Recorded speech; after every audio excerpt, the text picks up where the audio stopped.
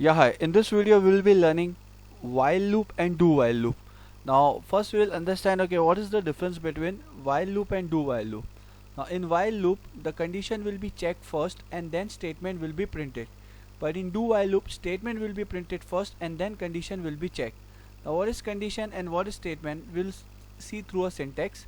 Now, this is the syntax of while loop. Now, first here is a condition, whatever condition I have given, and here is the statement, and here, okay, it will be printed what statement I had given. Okay, it will be printed over here. Now in do while loop, okay, what will happen? First it will be printed and then the condition will be checked. First the statement will be printed and the condition will be checked. Now first we will see the example of while loop and then we'll go into the do while loop. Now here is the simple program of while loop. Now see the syntax over here. Condition is over here. Here is the condition and then the statement is there. Over here is the statement and then we are giving, okay, by operators, statement with the operator, that is increment or decrement, whichever operator you want to choose. Now let's see how the program looks like.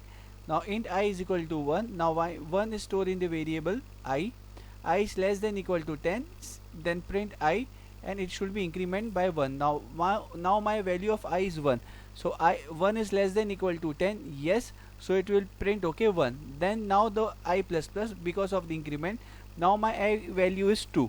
Now 2 is less than equal to 10, answer is yes. Now my 2 will be printed. Now now 2 will increment by 3. Now the value of 3 is now my value of I is 3. Now 3 is less than equal to 10, answer is yes. Now 3 will be printed. Now my I has become 4, increment by 1. So in this way it will print till 10. So 1 to 10 will be printed. Now let's see the output.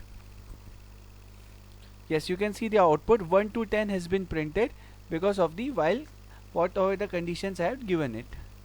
Now we'll see, okay, one more program. Now in this, what happens in while loop? If the condition is true, then only it will be printed, otherwise it will not print. But in do while, if the condition is false, at least it will print.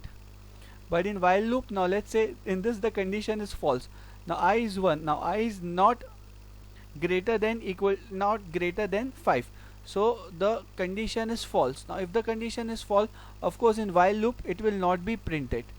But this program, if it is there in do while loop, it will be printed. Now you can see the dotted lines over here, nothing has been printed. Now the same program we will run in do while loop, but in do while loop this program will be printed, because over there first it will print the statement, then it will check the condition.